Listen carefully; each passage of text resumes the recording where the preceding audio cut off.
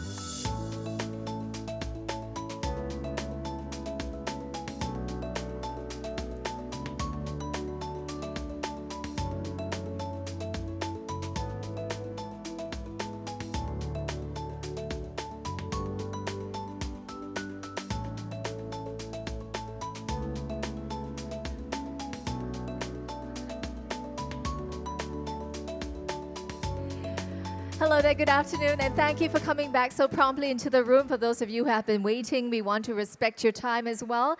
Now, that said, we will be starting very quickly right now the Maritime Dialogue once we get everyone seated. As you can see, sustainability is an effort that we are putting attention to. So you'll notice on your tables there are no plastic bottles. It is glass cups and a jug. I hope that's working out well for you. Now, along the way as well, if you do want to look at the program, there is a QR code that's right behind your badges. So we've also cut down on the collaterals, printed collaterals. So that's it, ladies and gentlemen. Our next half, we're going to jump into the Maritime Dialogue. What are we talking about? Earlier, we've heard so much, ambition meets action. But what exactly does that mean? We get into some specifics right now. We talk about governments and industry working in partnership to realize the potential as well as the ambition that we're talking about here in the maritime industry. And of course, the 3Ds. Maybe some of you have heard them. The 3Ds, they are disruption, digitalization, and decarbonization. What does that look like? We're also talking about talent and supply chain issues. So on stage with me and all set, we have Ambassador Ong Keng Yong, Executive. He's the Executive Deputy Chairman of S. Rajaratnam School of International Studies. He will be moderating this panel. And I will be inviting on stage to join him as well our panelists. Once again, Mr. Chee Hong Tat, Senior Minister of State for Finance and Transport, Singapore. Please join us. I'd like to welcome Mr. Morten Budskov, the Minister for Industry, Business and Financial Affairs from Denmark. Welcome. Also joining us on stage, Mr. João Galamba, Minister for Infrastructure, Portugal. Thank you. We have with us Mr. Vidar Eriksson. Welcome on stage. He is the Vice Minister, Ministry of Trade, Industry and Fisheries, Norway. And also pleased to have Baroness Charlotte Veer of Norbiton, Parliamentary Under Secretary of State, Aviation, Maritime and Security, UK Department for Transport. Good to have you all. Welcome and a round of applause. A good way to get the program started.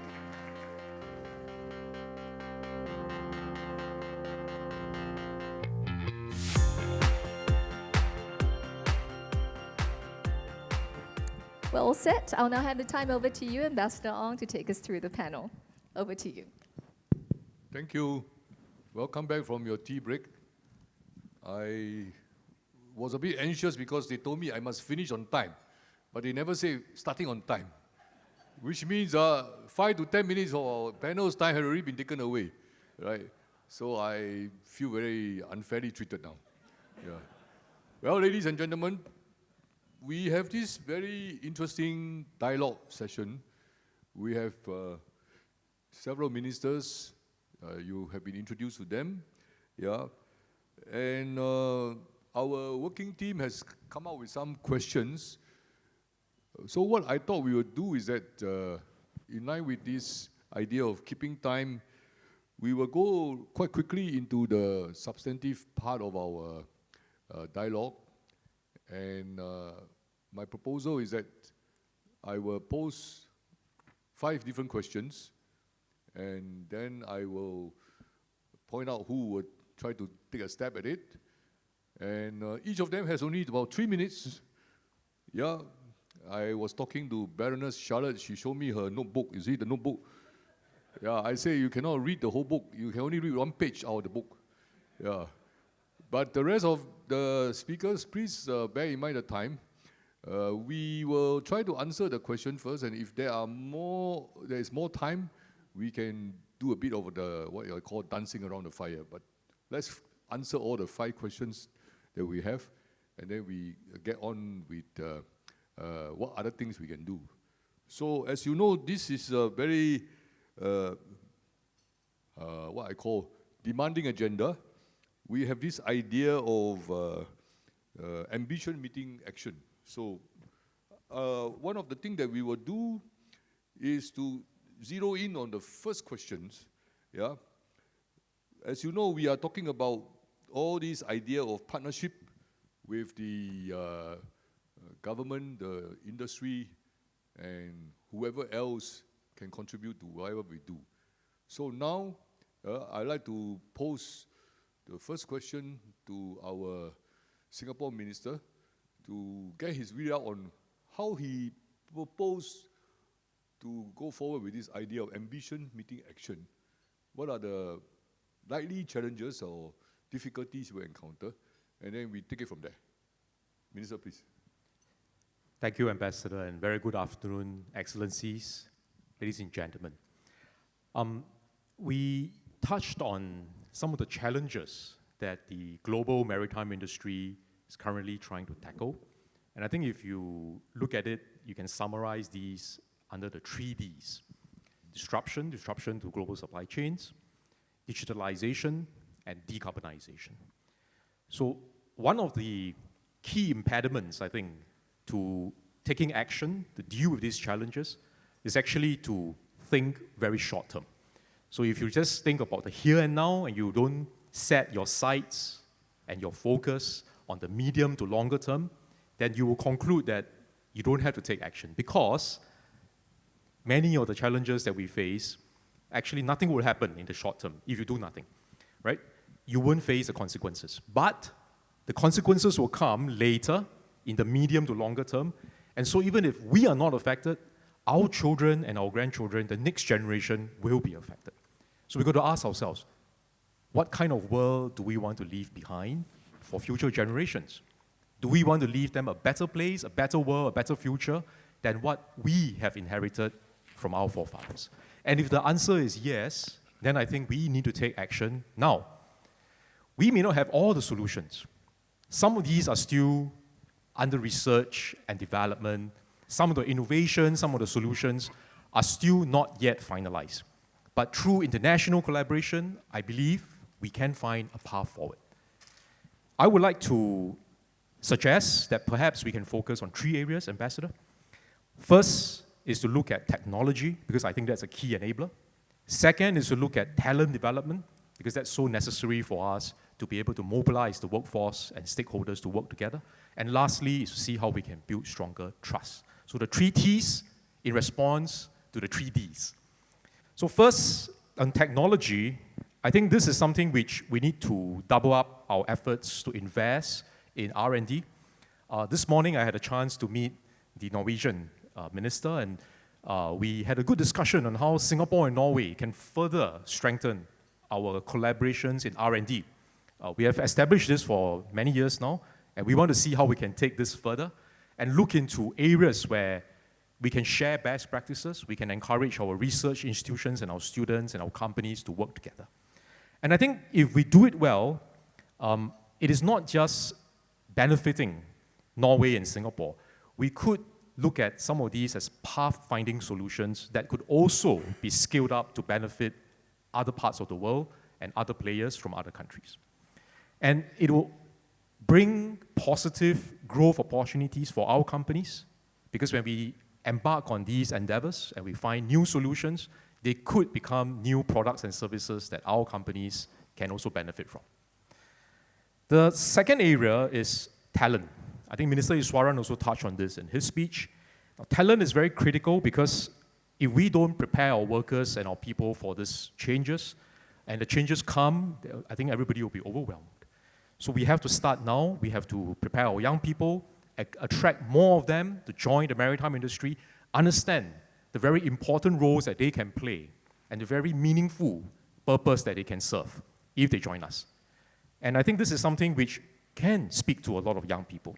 So besides investing in training, both for our local workers and also to look at how we can remain open to international talent coming in to complement our local workforce, I think the pre-employment training and the lifelong continuous education and training that we provide to our workers will be crucial.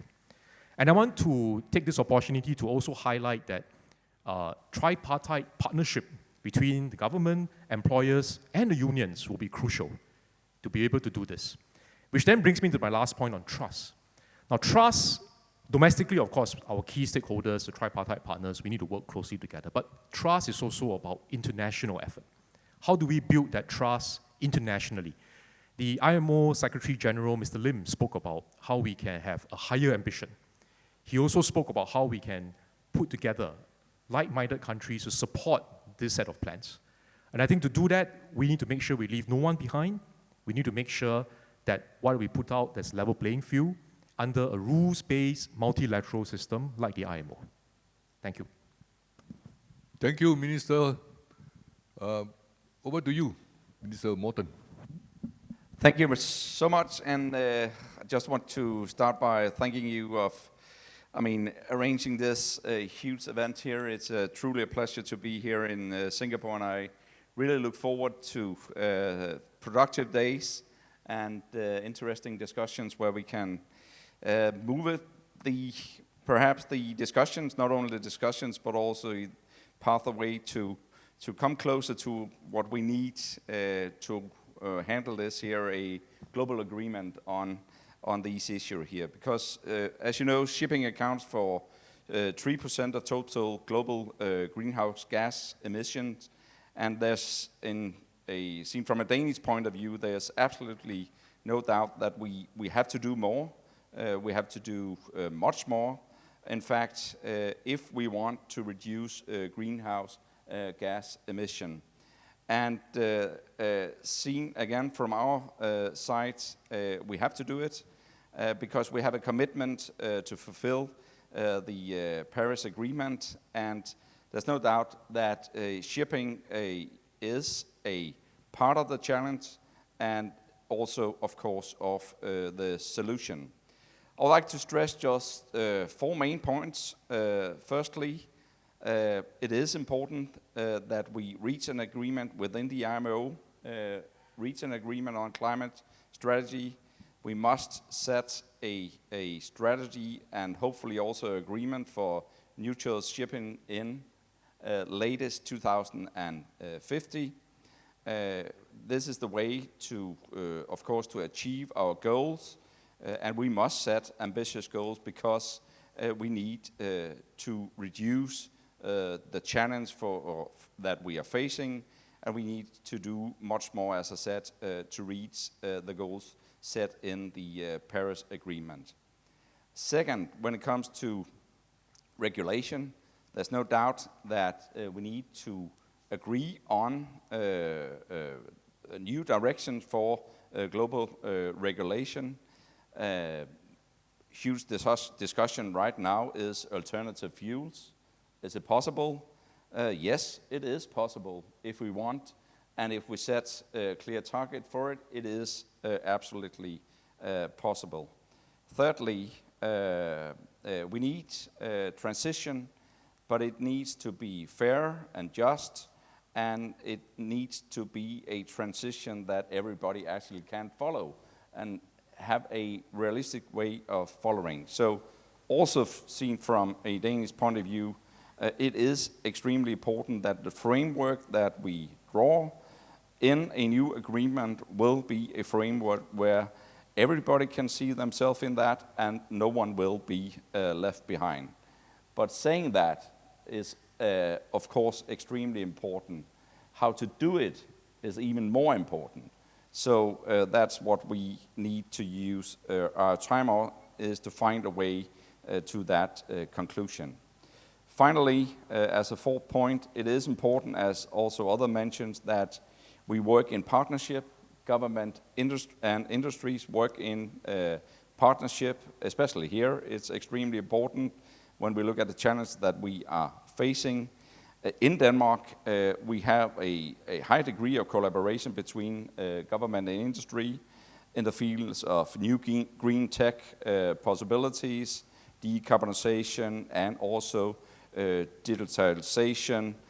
These are issues that are high on the agenda when it comes to collaboration between industry and government initiatives. The conclusion so far within that framework is that it moves industry forward, it creates jobs, and it actually also, it's also giving energy to, for example, our research and development, our educational sector.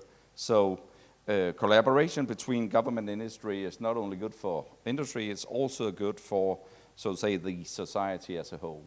But all these, as we see it, 4 crucial points here comes down to our will to reach an agreement reach each other in that agreement, and hopefully we can make an ambitious agreement in London in June so that we can reach the challenge that we are facing, and it must be written down in an agreement of climate neutrality shipping at least by the year of 2050. Thank you very much.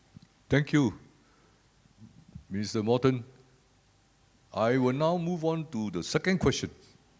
We'll debate later some aspects of all your particular points. Yeah. The second question is about talent. I suppose the team who put up this question wonder how we can keep the pipeline of talented people, technical as well as, I would say, in the case of seamen, manual, and all the other engineers. So I think we need to think about this particular aspect of talent, people in these particular industries. How can companies and government work on that? So may I ask the lady to give it a shot first before I go to you, Vida? Baroness, please. Thank you very much. It's an absolute pleasure to be here. And a really, really important question, because I'm really clear about decarbonisation. We will only be able to decarbonise the maritime sector if we have a successful maritime sector, because it is going to take an awful lot of energy, an awful lot of resources, and therefore we must make sure that we can encourage that economic growth which will lead to this green, clean maritime sector that we all want to see. And of course that's completely and utterly reliant upon people. It doesn't exist without people. And when you look at maritime, it has a huge range of different people that it requires. Now, in the UK, we invest quite heavily in our cadets. We invest about £30 million a year to pay 50% of the fees of people going to college to become trained to be mariners. And that will continue, because we do believe that that's a very, very good investment for these young people who want to come into the sector. But I think, and what we want to be able to do, and something that we should potentially be looking at, is more exchange programs between the colleges, so that people entering the sector have a better idea of what international maritime looks like, because let's face it, is a very, very international undertaking. Now, so that's really where I think we need to really focus, and obviously we'll need engineers and technicians and all of the different things throughout all of it. But we are very, very focused on that. We have the Maritime Skills Commission as well, which is something that we set up specifically in the UK to think about how we are going to take the skills going forwards. So that's great. So we're going to keep working on that. The sector is going to have its skills. Now, there's a whole nother group of people in this problem that also need to have the skills and expertise to get this done. And that's governments and multilateral organizations, because this is difficult. And I'm not going to tell any of my fellow ministers how to run their government departments. I'm sure they absolutely know. But I will say that in the UK, I'm working with my Director General to make sure that we have the very, very best skills within the maritime team, particularly within maritime decarbonisation, because this is complicated. And really, we need to make sure that we upskill and make sure that the bureaucrats, if I can say it like that, they're not, nice bureaucrats, you know what I mean, really do have the skills and expertise to understand all the technology pathways and all of the different fuels that are available and all of the different ways that we are going to be able to get to our goals in the future. So that's what I'm focused on. And also, I think that the IMO has a really important role to play in this as well. So hopefully we will set zero emission by 2050 as our target when it comes to the next meeting in the summer. And hopefully we will be able to agree ambitious targets in the interim. But of course, the reality is how do you put that into practice? How do you know what those targets actually mean? And that is where we're going to need another group of nice bureaucrats who are going to properly be able to analyze the data, figure out what that means step by step. Now, that is going to be really, really important for everybody, but also it's going to be most important for the less well-developed nations who may not have the skills and expertise to be able to do it for themselves. So we have a single version of the truth developed by people who really, really understand what it will look like from a multilateral basis, and then translating that into national governments when it comes to the regulatory framework, so that you as industry can use your skills and expertise in a successful sector to drive it forward. I have one more thing to say, and I'm not going to read out my whole notebook, I promise. Diversity. So far, there have been 2 women on the stage. I am not blaming anybody here. It is just how it is. But I think we can do better. So, come on, everybody, let's not leave out 50% of the entire world's population. I think we can do better, and I think it would be to the benefit of the sector. Thank you. Thank you, Baroness. Maybe we hear now the version from Norway. Over to you, sir. Thank you. If I might open with a short statement regarding the first question. Doing nothing is the only option we don't have. And so I refer to the second. To address the need for skills and competence, the Norwegian government has launched initiatives to strengthen maritime education at all levels. This has led to better cooperation between the educational institutions and higher quality education. There are also initiatives in place to increase recruitment to the maritime industry. Recruitment of women is one of the issues that the Norwegian government are prioritizing in the current work with the upcoming strategy for gender equality and diversity in the maritime industry. Today, women represent only 1.2% of the global seafarer workforce. In Norway, the number is slightly higher, it's around 11%, and very few women hold leadership positions. The government commissioned a report mapping the status of diversity and gender equality in the maritime sector in Norway last year. The study showed that structural, cultural, and practical barriers can explain why few women work in the sector.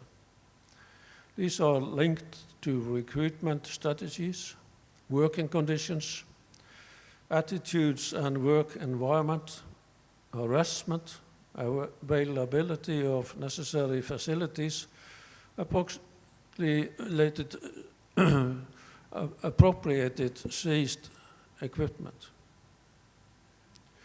Yet we know that gender equality is crucial for growth, productivity, and innovation. To address the issue, the Norwegian government has been working on a strategy for diversity and gender equality, as I said, which will be published this spring. It will also be translated into English. Thank you. Oh, thank you. Looks like you are the front runner. Yeah, Norway. Women in seafaring job and in the maritime arena. In the interest of time, let me move to the next question. And this one is about the enabler that we think we can have in our industry, the maritime industry. How do we apply some of these initiatives to enable some of these digitization and all that? So perhaps we invite our colleague from Portugal to start the ball rolling. Over to you, João. Okay, is it working? Yes. Hi. First, I would like to thank the invitation to participate in this roundtable. Well, I'll try to use your question to answer all the previous questions. I like the 3Ds that the Singaporean minister mentioned, because a sector that is entering a deeply disruptive stage and that has to digitalize and decarbonize at the same time is, by definition, in our opinion, and an exciting sector to be in. So that answers the part of people. I think it has never been so easy to attract people to this sector because of that. If it was a stagnating sector, completely outside of the digital and green revolutions, it would be more difficult to attract people to this sector. That is not the case, so I think in that sense it is a good opportunity to attracting people to this sector. Then, of course, it is a critical dimension in both transitions, both the digital and green, a huge dimension of technology. This not only helps bring people, young people into the sector, but it helps to bring different people than were in this sector before. The challenges around digitalization and green transitions for ports are huge and imply different sets of skills, more highly educated people than before. So there is a transformation in itself. Portugal looks at ports and maritime sector. We are a significant maritime nation. We are surrounded, well, not an island, but we have a significant coast, and a large percentage of our land is by the sea, and we have two archipelagos. So Portugal has and always been a country with strong maritime traditions. And we embrace enthusiastically the two transitions, digital and green, as a significant opportunity for our country to increase the profile of our ports and to invest in ports and to bring new people into ports. Within the European Union, our approach is the following. In everything that is green, Portugal always sees all of these tendencies as opportunities and not as risks. So we fully aligned our economic strategy with the challenges, but we focus mostly on the opportunities brought about by the green transition. And also the digital transition points in the same direction. They are actually twin transitions and one supports each other. I'll give you one example of a significant project that we have in our largest port, which is the port of Sines. It's actually in the container part, it is a concession of PSA. We have a huge project that came out of the recovery and resilience programs of the European Union, the post-COVID stimulus program. And just in that port, and using the digital and green transitions as its excuse, we have the Nexus project, which is a consortium involving more than 30 entities, including the port, of course, and Portuguese authorities, and all the companies and elements that are part of the maritime community in the port community in that port, and that are across the entire value chain. And this is a good example of how an initiative that was kickstarted by the Portuguese state, because it is money that is managed by the Portuguese state, but we were able to involve all sector, the port, and a lot of companies, universities, operators, shipping companies. They're all together in a large project that symbolizes not only the opportunities that the two transitions bring to this sector, but also the huge asset that is collaborating between entities, private and public, national and international. And that specific project in Portugal encompasses all of that. We in Portugal will look at this with excitement and enthusiasm. Thank you. Thank you, Joel. Mr. Morton, any comments on that particular aspect? On the point that we just raised about how can we provide some enabler to help our industries and the bureaucrats that Baroness talked about to work more together. Yes. Well, first of all, as the Baroness mentioned, I think education is extremely important. Maritime education is a integrated part of our educational system, so that is clearly important. of course, and a ground base of the Danish success when it comes to maritime industry, so to say. Another very important component is the public-private partnerships that we see growing these years.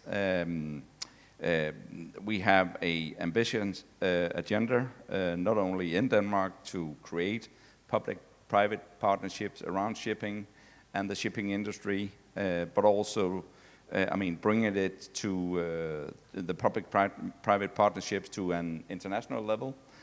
We have the project called Zero Emission Shipping Mission, which is co-led by both Denmark, the US, Norway, but also the company that you may know, the Mærsk Mc-Kinney Møller company. They have a whole center for zero carbon shipping in a global maritime forum, extremely ambitious agenda with research and development as a framework for reaching a possibility for them to live up to the Paris Agreement and especially of zero emission shipping. So there is a lot going on. I think we will see more in the future, and the way to see more of that, once again, will be to see if we can reach a ambitious agreement, ambitious political agreement, especially when it comes to green transition, is the way forward for bringing new ideas on the table, bringing new ways of public-private collaboration together. That's what we have seen in Denmark. I'm a part of a government in Denmark now that has the most ambitious green target for green transition of the Danish society. We have to lower our CO2 emission by 70% in 2030 compared to 2019.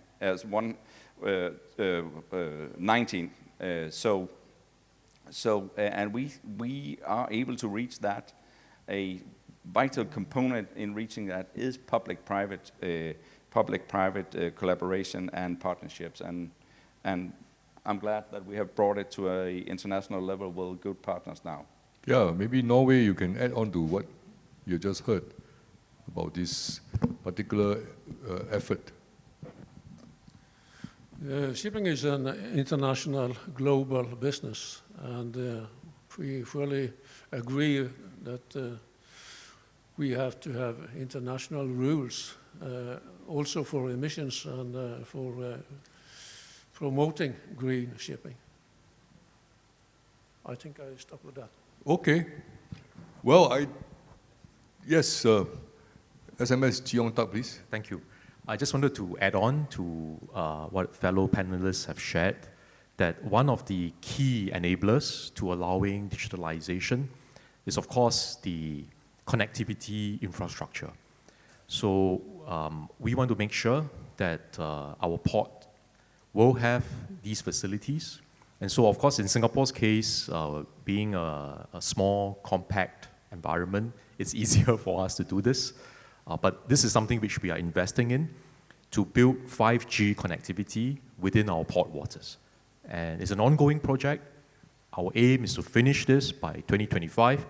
Once it's completed, we will then have the facility to be able to support a lot of the connectivity between ship to shore, between ship to ship. And this, you can imagine, can enable many new innovation, new solutions that can then take place. But the other aspect of digitalization, which is very often can be an impediment if we don't overcome, is data sharing. Because you can still, the connectivity is there, the technology is there, but you can put in man-made barriers to actually prevent the data from flowing.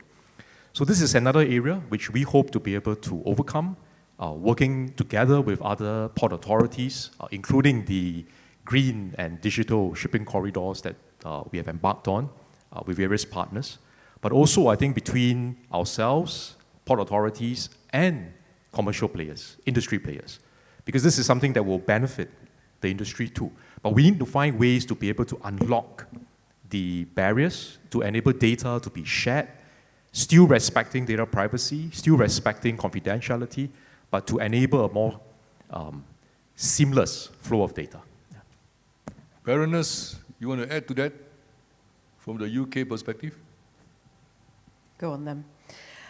Yes, well, this is absolutely a critical part. And I think one of the things that we're very focused on in terms of enabling decarbonisation for the maritime sector as a whole is I think sometimes we can slightly lazily, and I'm sure it's not lazy, but it sometimes feels like this, is we end up thinking about very, very large vessels, the sort of size that we see out there. And we'll remember that maritime is much bigger than that. And some of the technology that comes through on smaller vessels actually does make it into larger vessels. And there are things like, workboats for offshore wind, all sorts of different types of technology that we really need to focus on. So one of the things that, I'm always struck by, and I haven't really figured out how I'm going to sort this out yet, but we're going to give it a go, is it's all very well that you have, clear international targets, they're underpinned by great regulation and standards from your great government bureaucrats and your ministers, and then you have industry who are doing their bit, and they're doing fantastically well. But sometimes we find, particularly in the UK, is that at early technology readiness level projects can't find the funding that they need. Sometimes industry is a bit reluctant. So what we've done in the UK is we've invested £206 million in a range of various projects and all sorts of different types of projects and all sorts of different technology readiness levels to get them through the system such that they become investable projects as quickly as possible. So from our perspective, I think that's money well spent. Do I wish that industry could have spent that money instead? Absolutely.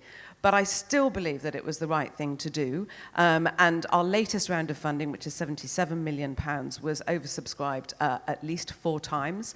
And that focused very much on the combination between the port infrastructure and the vessel infrastructure, because it's no point decarbonising one if you don't keep decarbonise the other.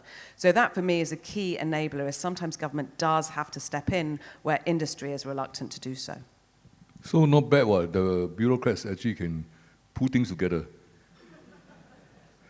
Minister from Portugal, maybe you want to say something before we move on to the last question. Anything you want to add about this particular element of how, just that shipping? No matter what you think of bureaucrats, we need them to do things in a ruled manner way, as Max Weber taught us in the beginning of the 20th century. But we can move on to another question. Yeah, when I was growing up, my father used to tell me to be a bureaucrat is your ambition. It's a very important job. I wouldn't go that far. Okay, according to our clock here, we have about 10 minutes left. Maybe we give a bit more emphasis on decarbonization. Yeah. I want to say something about decarbonization. Okay, go ahead, John. I'll try to be fast because we only have 9 minutes. Well, I think it's critical, as was mentioned before, that we come to some sort of an international agreement on this. We need at least minimum standards for anything to work. And in Portugal, we are also always committed to this double movement, which is guaranteeing that, articulated with our partners and like-minded states, we define minimum rules. And then we go beyond those rules. The countries that have the capability to go beyond those minimum standards should do it. And Portugal is such a country. Portugal is one of the most competitive countries for renewables in Europe. And so, as I said before, all of these things are seen, our lenses are always to turn these challenges and difficulties into economic opportunities in all areas of the green transition. So we are doubly committed to ensuring that there are minimum standards that will allow such a system to operate with a minimum guarantee, and then use that same system, in inverted commas, not use as abuse, but use it as going beyond those minimum standards. And why? Because there are users willing to pay for it. So although for some people green is a problem with which we have to deal, for others green is something that we have to bet on, and so there are always these moments in the green transition, and Portugal is quite committed to both. Thank you. Norway, decarbonization, your effort, how much more we can go? We think that a holistic approach is very important, and Norway will continue to support developing countries in their effort to reduce greenhouse gases emissions from the maritime sector. We already support several relevant initiatives, including the IMO project Green Voyage 2050. Zero emission solutions for international shipping depends on global distribution of the new climate-friendly fuels, and that all players have knowledge of and can safely operate the new solutions. Therefore, we need to scale up our capacity of building, training of ship's crew, port operators, and support to developing countries to ensure that all can take part in the transition to zero-emission shipping. Thank you. Thank you. Mr. Morton? Yes, thank you very much.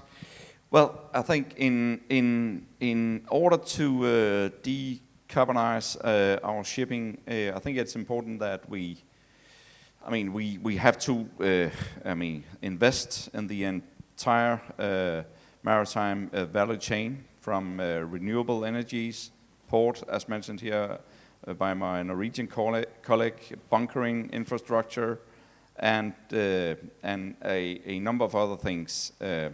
We're doing that, and as I said, we have combined it in a new way of finding each other, so to say, in public-private partnership under the umbrella of the zero-emission shipping mission. International partners, world-leading companies, all with the same interest of a green transition of shipping. And the good thing is there's a lot of jobs in it, there's a lot of future for the industry in it, and there's a lot of development of new technologies. So when we have the ambitious political agreement, I think we are ready for the green transition of shipping, because there is a number of good, realistic initiatives now that, combined with a ambitious political international agreement, could go perfectly hand in hand, so we can reach our common goal at least by 2050. Thank you. Baroness? Well, I like to think that the UK is a leader in maritime decarbonisation. We certainly have been thinking about this for a long time. Many of you will know that at COP26 we launched the Climate Bank Declaration, where there's now 24 signatory countries to that declaration. There's a couple missing, aren't there? Portugal. But I'm hoping that they will be joining our merry band very soon. But what have we been doing domestically, and how did we get to the situation that we're in? Well, we drafted a clean maritime plan in 2019. That's ages ago. That's 4 years ago. I mean, unfortunately, what's happened is there's been a huge amount of advances now in technology and all sorts of other things when it comes to emissions reporting, etc. So we're going to write it again. And we're very, very pleased to do so. So we will be writing that hand in hand with industry over the course of this year. So we will have a refreshed UK Clean Maritime Plan, which will set out exactly how we're going to take decarbonisation forward. And there will be an opportunity to hear highlights of this plan at London International Shipping Week, should anyone wish to join me at that occasion. But we are really very, very focused on this decarbonisation journey. We value so much the relationships that we have with Singapore, for example, where we have signed a green economy framework, and with so many other nations around the world, because I know we can make this work, and it's now up to us to make this achievable by getting together and agreeing targets at the IMO. Joel, before we move to the closing segment by my minister here, any 1 minute additional from you? we missed that signature, but don't worry. I'm just the minister for 2 months. I was the Secretary of State of Energy. So as a former Secretary of State of Energy, I'm quite disturbed that Portugal didn't sign it, and now as the new Minister of Transportation, I can ensure that we will sign it. Now, I just wanted to say something regarding the green transition, which comes from my experience as a former Secretary of State of Energy, which is one of the challenges of most of these projects is you need firm demand and long-term offtakes for the projects on the production side to happen. And ports and shipping companies are perfect partners for that. Of course, this adds to the complexity because coordination goes all the way through. So even for production to take place, you need strong, a firm collaboration and framework of collaboration between ports and shipping companies, actually as enablers of production for production to take place. And it's in this complex ecosystem that we are navigating, and I think where it is, when we look at all of these problems in a holistic and integrated way, things that seem like challenges actually end up looking in a different framework when we analyze them together as a system. And green shipping, for example, is an example of that. We have in Portugal ammonia projects, methanol projects, and other e-fuels.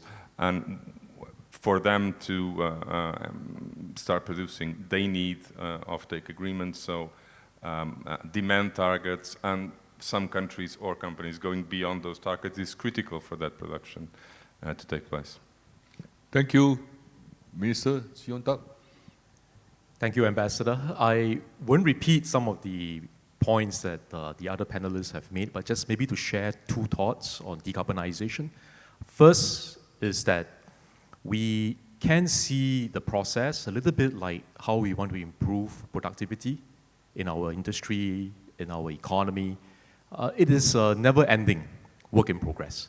You always can find areas where you can improve and do better. You can always find places where you can further reduce carbon emissions and be greener. And I think it's important that we think about some of these areas, not just necessarily as big sort of needle-moving projects alone. I think the Baroness made the same point earlier. But to also look at some of the no-regrets moves that we can make that can actually lead to carbon reduction and cost savings. So it's actually a win-win, good for business and good for the environment. Reducing waiting time, for example, for ships coming into the port. That's one good area. Finding a more fuel-efficient way of designing our ships so that they consume less fuel. That's another good for business, good for environment move. The second thing I would say is that we shouldn't also see decarbonization and environmental sustainability as just adding more costs. I think the minister from Portugal made this point earlier as well. Let's see it also as an opportunity for green growth, for discovery of new innovative solutions. It's not easy. There will be some projects that we embark on and we don't succeed. There will be some that our industries will try and we have to find a way to try and keep improving on it. But there will be, and I believe, that if we bring in the expertise, not just from within the maritime sector, but also be open to ideas that come from outside the maritime sector, engineering, design, and many others. I think they can then help us to work together with us to be able to find those solutions. So I will encourage all our industry players to join us in this effort. Government can only set the rules and create the conditions, but in the end, we are not the ones who are going to buy the ships. We're not the ones who are going to decide on which technology, which fuel we should adopt. And we are also not the ones who are going to hire the people and make sure that they are well-trained, they are well-prepared. So this has to be, I think, a collaboration between government authorities, also the industry, and very importantly, also to make sure we bring our workers along, our trade unions along. Thank you. Thank you. I'm afraid that my clock here shows that my time is really over. But just now, you all took 10 minutes longer for tea break. So I think I can go over 1 or 2 more minutes. But I think we have heard different perspectives from the 5 panelists here on stage with me, and it's a lot of food for thought. I will leave you with 3 points which I gather from all their comments. One is from our friend in Norway, doing nothing is not an option. Doing nothing is not an option. So we have to go back and do something. What it is, employ more women, employ more young people, doing more digitalization, and having more green initiative is up to you. Yeah. But the important thing is that we must do something. And actually, one of the things that we learn in our academic research work is that we have to do more and more integration. Yeah. Contemporary society today, we need to integrate the private sector, public sector, government agencies and companies. And we also have to do a lot more of integrating women into our work stream. Because as my wife always says, women consist of half the sky. And if you are running short of workers, why not employ more women? Yeah. So this is something that we need to think about very seriously. But the main thing here is not just because of gender issue, but the most important thing that will drive us is that we must be integrated. Yeah, men and women work together, private sector, public sector, government, company work together. And more importantly now, as you heard from our colleague from Portugal, yeah, digitalization in our industry will attract more people, young people in particular, because the younger people are more adept at some of these new technology, handphone and everything. So if you think of all the problem, just think of the handphone. This little gadget. I don't bring my laptop anymore. I always use this little gadget. But if you all take it away from me, I will be an empty shell because I got nothing left in my head. Everything is on the digital platform on the handphone. Okay, so yes, Minister. Ambassador, sorry, I just wanted to maybe end off on something which is, this is work in progress for many of us. How do we improve diversity? How do we attract more women to join our industry? But I thought it would be useful for me to maybe just place on record that in Singapore, we are very proud that the president of our shipping association is Ms. Caroline Young, and the president of our trade unions, and who is also the general secretary of the Singapore Maritime Union Officers Union, Ms. Mary Liu. She's unable to join us, which is currently overseas. And actually, not too long ago, before Mr. Teo Eng Dee took over as Chief Executive of the Maritime and Port Authority, his predecessor was Ms. Kwa Lei Hun, our first female Chief Executive for the MPA. So at one point, I was actually working with these three wonderful ladies, and I must tell you, they are a capable, committed team. Caroline, you have to stand out. Nobody will believe us when you don't stand out and show yourself. Well, thank you, ladies and gentlemen, and thank you, panelists. Yeah, and I hope that this little short session will trigger off all your own ideas and commitment to our maritime industry. Yeah, it is a good industry. The sea connects all of us, whether we are in Europe or in Asia or elsewhere in the world. Yeah, so it is important to make the best of this deal, making use of the sea to connect us. Thank you all very much for your attention. Thank you. That was a wonderful close-up of this dialogue here. Appreciate Ambassador Ong as well as our panelists who have come all the way here to share their views and diverse perspectives.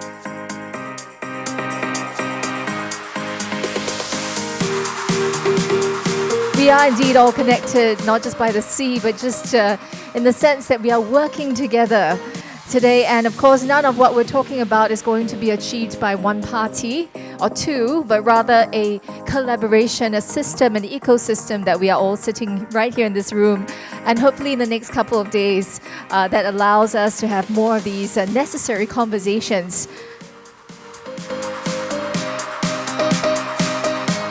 We are setting the stage right now for the next part, which is the SMW Leaders Perspective panel discussion.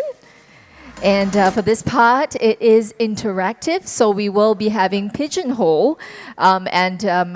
Hopefully in just a while, actually anytime soon, I can flash the Pigeonhole QR code, which you can scan, and that allows you to actually participate in the next conversation by putting in your questions and of course upvoting the questions that you would like to hear answered on this stage.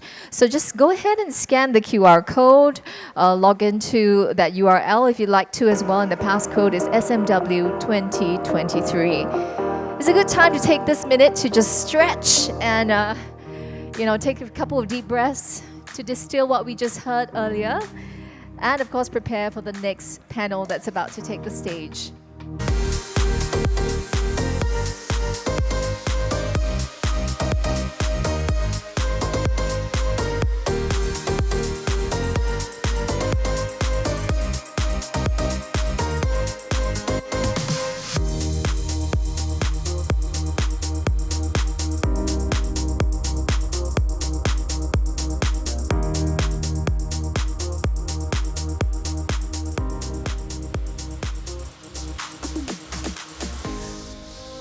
All right, so there we have on stage with us, we have our moderator for this next panel, lovely Ms. Caroline Young. She's the president of Singapore Shipping Association, chief executive of Hong Lam Marine, and vice chair of International Chamber of Shipping. So at this juncture, we'd like to invite your attention to join us back here on the stage as we go for our next dialogue or discussion, which is the maritime green transition in the current global economy. I'll now be inviting our panelists to join us here on stage. First up, I'd like to invite Mr. Christopher Winicki, the Chairman and President and Chief Executive Officer of ABS. Welcome up. I'd like to call upon Mr. Heng Chow to join us as well, Executive Chairman of Wah Kwong Maritime Transport Holdings. Good to have you. I will now be inviting Mr. Lahan Ometa, the Chief Executive Officer for Asia Pacific CMA CGM. Welcome. And finally, Mr. Abhishek Pandey, the Global Head of Shipping Finance for Standard Chartered Bank. Welcome.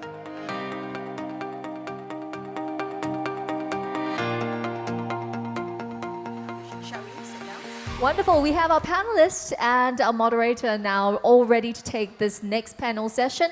I hope you're ready as well. You've scanned in for Pigeonhole. I'll now hand the time over to you, Ms. Caroline. Yeah, thank you. Thank you, everyone. If I can have everyone seated, and we shall start the session proper. I am very privileged to be moderating today's afternoon session, Leaders' Perspectives, with this very distinguished panel. And let me just click on. Do I see anything? I don't see my slides, yeah. Okay, so today the title of the session is, let me get it, the Maritime Green Transition in the Current Global Economy. So I thought I will take it in the reverse, and we will discuss three topics. So the first topic that I want to talk about is the current context, the economic climate, and how is it impacting shipping. And the second, looking out into the future, how do we future-proof shipping? And the third, green transition. What will it take for maritime to reach its decarbonization goals? So I'm going to dive right into the first topic. And I would like to set the background first, and then I will ask the questions. So maritime or shipping has indeed benefited from globalization, which was at its peak in the early 2000s until 2008 of the global financial crisis. And then we had some difficult times from 2008 to the early 2020s, where we saw low freight rates and also oversupply of tonnage.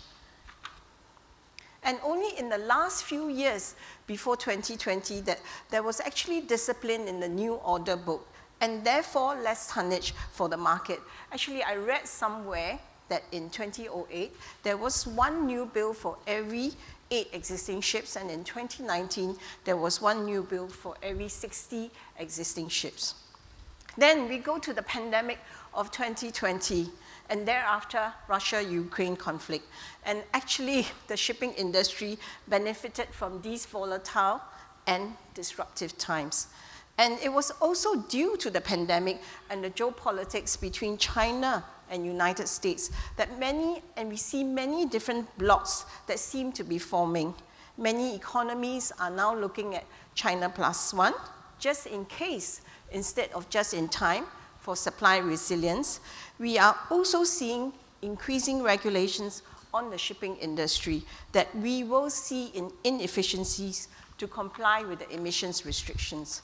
So there are also mixed views on whether we are all heading for a global recession.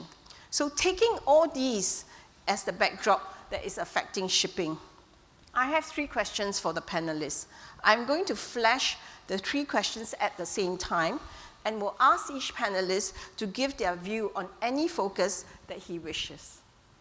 So I'll go through the 3 questions. Will China plus one take off, and who are the contenders? What will it mean for trade, and what's in it for shipping? And if we can assess India, with its largest population and young demographic, what kind of impact would that have on the global economy? Because if history rhymes, the period of early 2000s where shipping benefited, one of the main reasons was due to the opening of China. Will we see a shot to the to the global economy from India? And the last question, quite a general question, what other new shifts in supply chain will we be seeing? Are there temporary or entrenched factors? If yes, what are they? So if I can start with my panelists, and I will perhaps start with Laurent. So, good morning, good afternoon, Caroline. So I will start with the first one. Will China plus one take off? So first of all, I think that China plus one is not something totally new. I mean that it has started actually before the pandemic. So we have seen an acceleration during the pandemic, and we have a lot of talk actually with our customer in terms of China plus one and resiliency in supply chain. So what we see, yes, it's that we speak more and more about Southeast Asia as an origin, as well as India. Both of them come back a lot in the discussion. And to a certain extent, we speak as well about a country like Mexico, for the US, I mean, for some product that need a speed to market. But so what we see actually is that yes, the country that come back the most are Vietnam, where we see some labor-intensive manufacturing and some assembly electronic that have been moved, and that is continuing to move. Seen in the press, and it's happening actually. Vietnam, we have clearly see things that have started a couple of years back, but that have accelerated. We see as well a country like Malaysia, where we see some semiconductor or some solar panel that are being transferred, and we see as well Thailand, and as I said, India that come back a lot. So.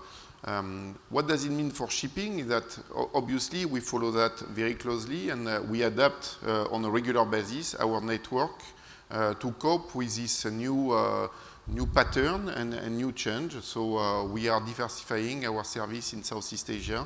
So we have the chance actually in our case in CMA CGM to have some several brands and some that are focalizing on Southeast Asia and on intra-Asia, and so we adapt this network to make sure that we continue to serve appropriately the need where the customer need us. Yes, thank you, Laurent. So that is actually quite an entrenched factor that seems to be entrenched going forward. Do we see that? Are we in agreement? And Yeah. I think that it's not only, as you said, China plus one, but it's the entrenched factor is as well the resiliency that we need to have actually, because yes. We have seen a lot of shock during the pandemic, and we continue to see some shock. We discussed earlier about the war, and so we see a lot of shock in the supply chain. So we see more and more several sources of several areas for sourcing and several destinations. So it's not a one-to-one anymore kind of relationship, but it's more a combination. Okay, so that is clearly part of the. Yeah. Perhaps just now, just to bring in your point on India. So if I can get Abhishek to speak a bit. Sure. I mean, I see. I mean, in terms of the assessment on India, I don't think it's wrong at all. We are poised in India to be the largest and the most populous nation somewhere down the year, in the middle of the year, overtaking China. And the young demographics which are there would probably fuel this economic growth for some time to come. Now, when you translate it to what's happening on the ground, I would like to start with from a macro level. I mean, if you look at the macro level itself, the year-on-year growth in GDP has been about 7%, which is almost double or more than double than the world economic GDP growth. It's more than China, which was 3%, world was 3.4%. So there's something definitely going on there, right, in terms which is very tangible and can be measured. Then you go, I mean, I just came back last night from India. I was telling you in the morning, Caroline, I spent the whole of last week. I met a lot of stakeholders, large conglomerates, ship owners, government officials, and I can certainly ascertain that there is a certain amount of buzz there. I was told that the World Bank published its logistics performance index, supply chain index, and India improved 6 ranks to number 38 out of 139. And ocean freight is both an enabler and a beneficiary of it. So yes, shipping is integral, it is being measured, and you can see it on the ground, the buzz is very high. Secondly, I mean, if you come to think about it from a banker's perspective, I mean, and there are some fellow shipping bankers I saw earlier on, some ship owners who've had attempts in owning ships in India. I mean, I think, you would agree that the Indian flag ships being financed is a bit of a nuanced market. What I saw, and when I met a couple of government officials, what I saw was there is a very, very recognized fact that there has been a challenge and we're going to solve this. The financing infrastructure in shipping is undergoing a change. I'm on the steering committee of GIFT IFSC for SAFAL, which is the Ship Acquisition, Finance and Leasing initiative, which the GIFT City, which is actually a SEZ between Prime Minister Modi's estate, inside the Prime Minister Modi's estate between Ahmedabad and Gandhinagar. And I was involved in SAFAL when it was being done 2 years ago, but it was measured for me now when I went last week. There's a lot of marketing going on. There's a lot of initiative being taken. I won't be surprised if you see new leasing companies coming out of GIFT City in India. Maybe a bit premature, but there is definitely a thrust. So you have China, you had Japan, you had French taxis before. I won't be surprised if you see leasing companies coming out of India in ship finance. And finally, I would say that, there has been a change at the asset level as a ship financier. There's an age concept coming in. So there is a 25 years age restriction now coming in for bulkers and tankers. There is 30 years, I think, for gas, offshore, and container ships. So there is definitely an awakening towards future-proofing of shipping and environment. Now, if I kind of from all this macro level come to the direct impact, which is the second part of your question, are we seeing another China impetus? I think my views would be that definitely there is a shot at the economy. I think the shot is already being felt from India. But I think whether the impetus, if you compare it directly, a relative question rather than an absolute question, I have my own thoughts. And I would say that if you look 20 years ago, when what happened in shipping from China's growth in 2000, if you compare 2003 to 2023, the seaborne import in China grew 6-folds, from 500 million tons to 3 billion tons. Okay? India grew 4-folds, from 200 million tons to 800 million tons. Now, what happened here? India today is at 800 million tons, which is post-global financial crisis seaborne in trade for China, which is 800 million tons. 15 years gap, right? On an average, you added 125 million tons on seaborne import in China annually. You are adding 30 million tons in India, which means that if India needs to create the same impetus, it needs to be 4 times annually. I think we have some distance to travel here. Yeah. Okay. And I think I'm an ex-seafarer, I'm a shipping banker. I like to confuse people with ton miles. So if you see the ton mile impact and take it on shipping, I mean, China, we all know, is further away from all the oil and gas exporting nations, US, West Africa, Middle East. So India, can it amplify the ton mile effect? I don't think so from that perspective, geographically, intrinsically. So I would say yes, definitely a shot, but is it an exact replica of what China did? I would be a little bit more muted, but definitely an uptrend. But still good for shipping then. Yeah, definitely. Yeah? Still the future is bright for shipping. Perhaps I'll come to Hing now on your thoughts on any of the 3 questions. Yeah. I would like to go back to Laurent's point earlier about China Plus One, which I think is another way of saying that diversity is a fundamental way to build resilience into supply chain. During the coronavirus, we have all seen that the world at large, global maritime trade, is not as well equipped for this type of unexpected catastrophe where supply chain is being disrupted at a very fundamental level. So I think building and continuing to enhance supply chain diversity is very important, and it's happening. This is one of the reasons why we see that globalization is actually entering a new phase, where we have a lot more regional activities as well as inter-regional activities, which really characterize a new type of globalization and global maritime trade that's taking shape in front of our eyes. If we take COVID, particularly the recovery of the dry bulk market during the coronavirus as an example, it's a very rare instance where the recovery of the dry bulk sector was led by the smaller size ships, Handysize, Supramax, Ultramax, and then it eventually trickle up into the big ships, which is very different from how the shipping markets have behaved historically. Interesting. And Chris, your views? Sure, great. Listen, we have many wild cards, and I think that when you look at that relative to the third question here, relative to supply chain, you're going to see the supply chain continue to change.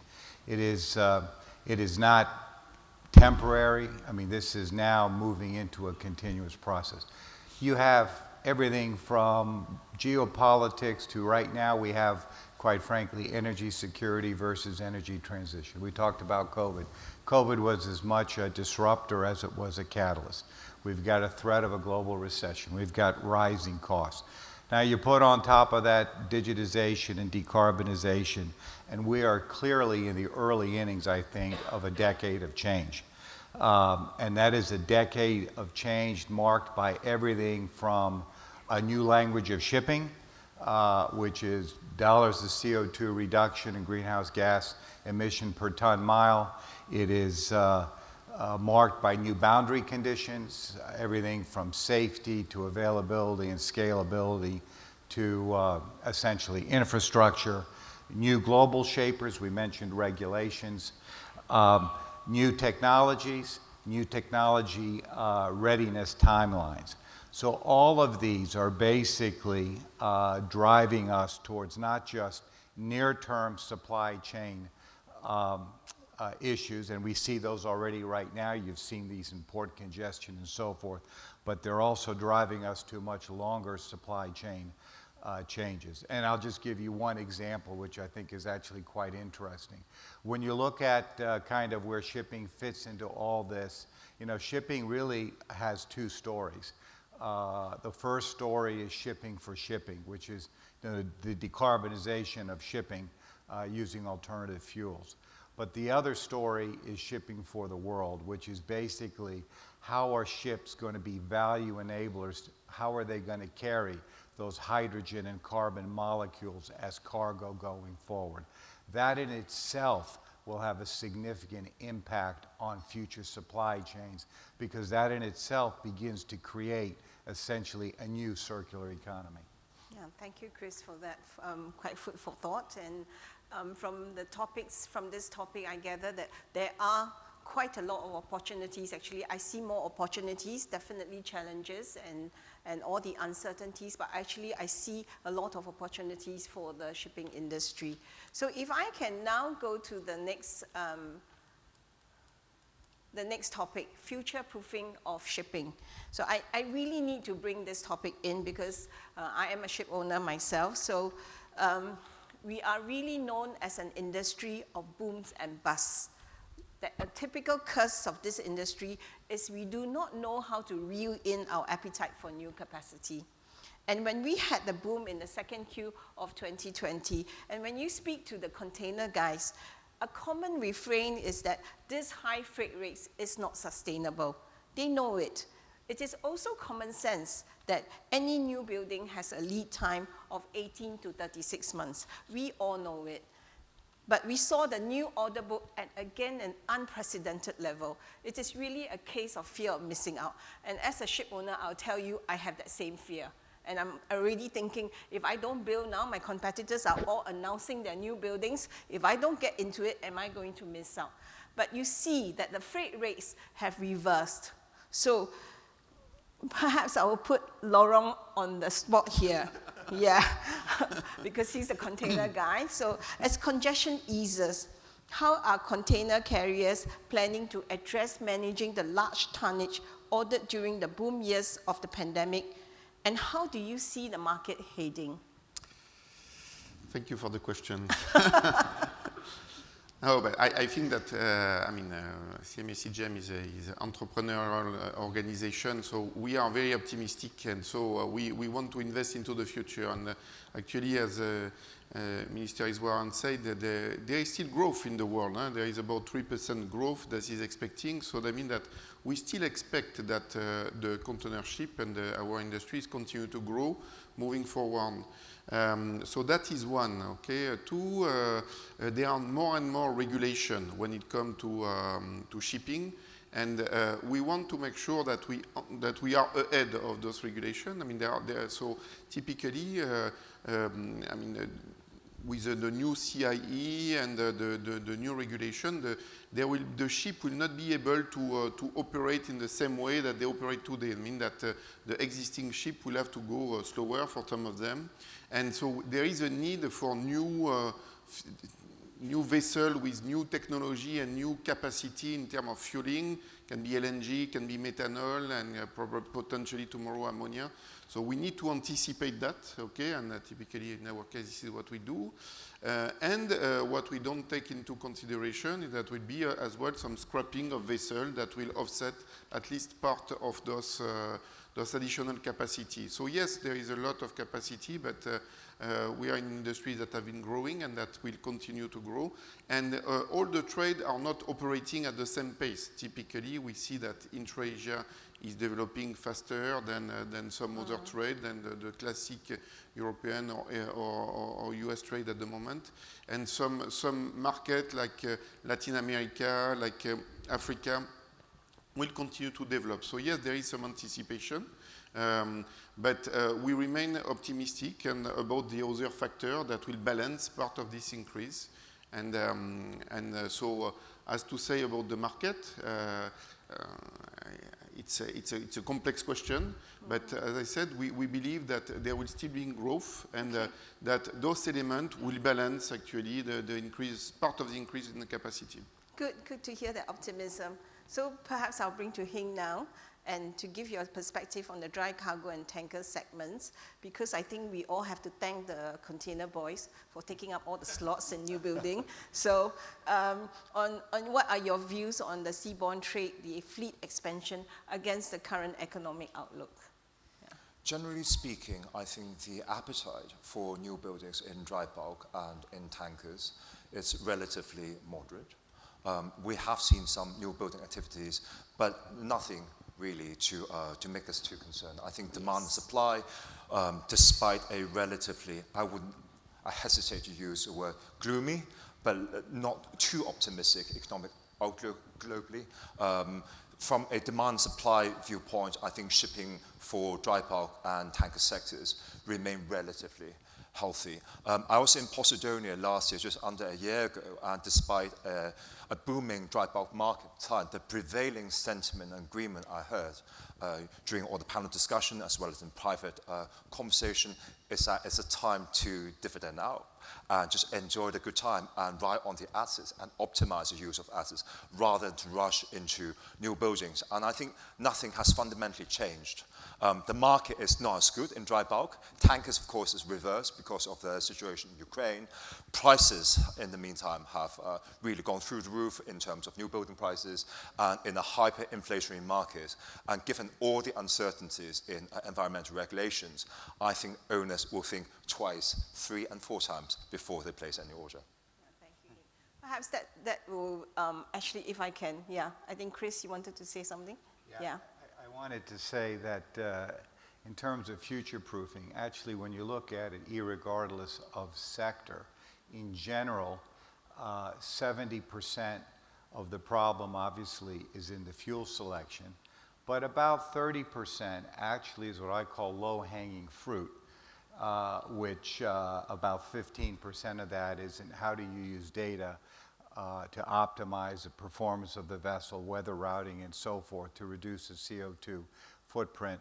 And the other 15% or so is how do you use energy efficient technology to retrofit the vessels to reduce the CO2 reduction. So in terms of future proofing, we have that opportunity right now to begin to handle 30% of the problem today, which I think is very important. Now, when you stretch out the larger dimension, which is the fuels, you really, in order to put this into perspective, you've got to kind of look at this, I think, in terms of a short game, a mid game, and a long game.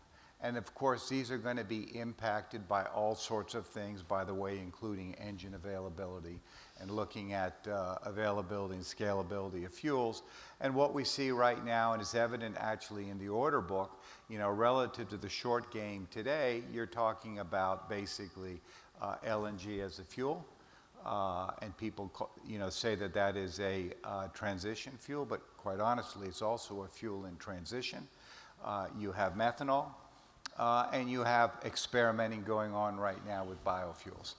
And that's very important. As you kind of push this out into that mid-game, which is probably 2030-ish, somewhere in the early 2030s, you will see not only methane beginning, I think, to build momentum, but you will see ammonia because you'll see the engines beginning to come out. And of course, they have to be tested, and there's all sorts of other things relative to safety that has to be sorted out. But you'll begin to see that picture develop. Then when you get into the long game, and quite frankly, before you get into that long game, which I would call green hydrogen, you will see blue hydrogen.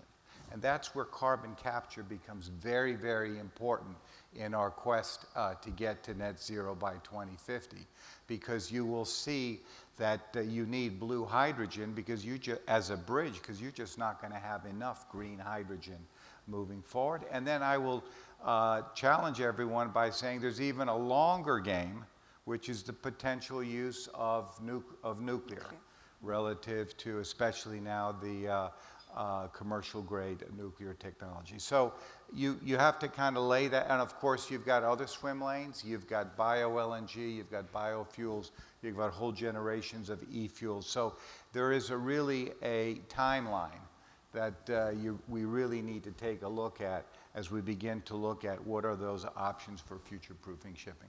Yes, so, yeah. You move on to the next session. I just want to say a couple of words about future-proofing shipping as far as dry bulk and tankers concerned, particularly dry bulk.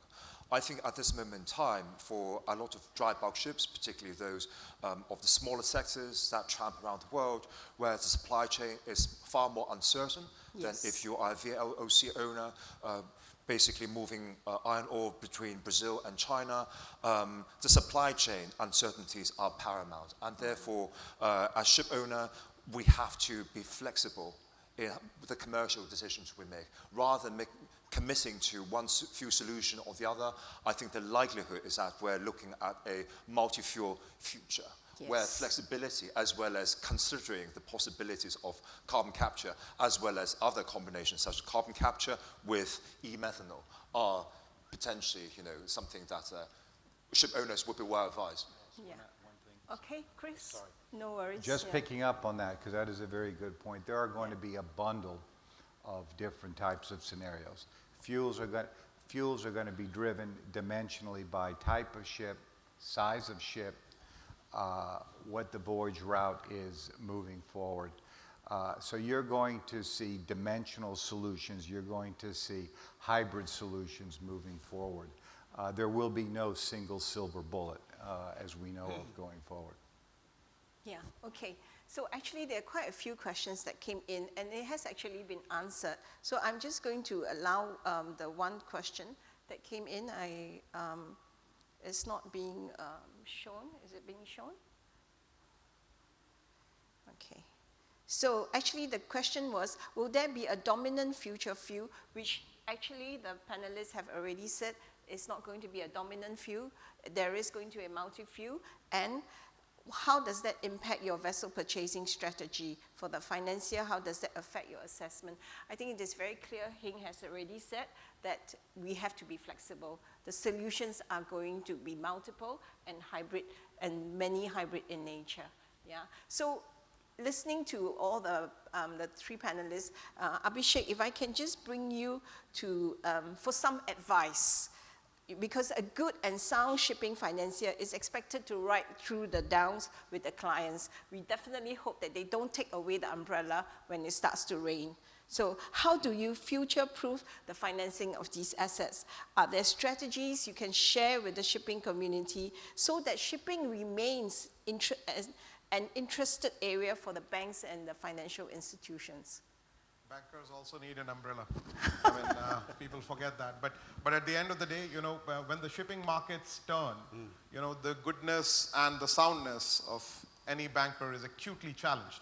I can tell you that. But I think there is, I will step back a little bit and I'll say that strategies, best practices, mantras for financing in shipping, I would say are not only down cycle, and it's not only when it is rain.